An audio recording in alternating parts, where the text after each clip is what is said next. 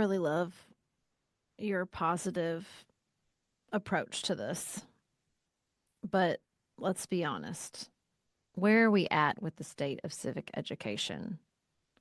Because if we don't know anything, we got there somehow, Lindsay. Where are we at? Where are we at across the country with civic education with kids in schools? Yeah, so this is a great and a big question and a hard one to answer, but we have some good indicators.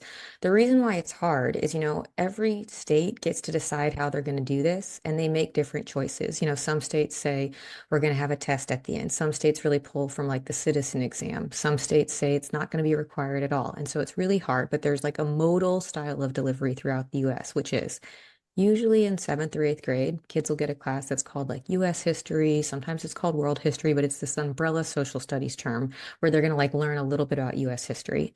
And then we usually wait until your second semester, your senior year of high school, and we give you a class called government, where you learn like Mm, everything you need to know. It's like all the terminology, how you're going to vote. It's like a little bit too little, too late for most of us because the mm. second semester of high school is not when we're like our most engaged or wanting to learn stuff. And so the indicators that we're not doing this that well, there's two big ones. First is when we look at the nation's report card, which is assessments of eighth graders, only about 23% of them have what's considered a proficient civics understanding. And Wow. that score that we have nationally is the same now as it was in 1998.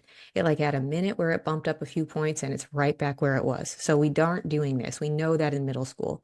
But when we look at high schoolers, when we look at people who are taking AP US government, which is an opt-in class, and it's only like 2% of students overall, it is one of the lowest scoring AP tests that we administer. Out of the Wow. like 38 that we administered last year, it was the 37th lowest, with most of the students who take it not earning three or more, which means they don't get college credit. It's not considered passing. And so those two sort of like score metrics are really good indicators that our kids don't know what's happening. But we also know, if you look at voter registration and voter turnout, the youngest people are the ones who are most likely to be left out. And so those like programmatic indicators show us that we're behind there too.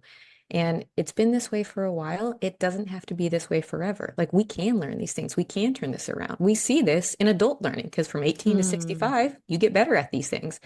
But we're not doing that work right now throughout most of the US.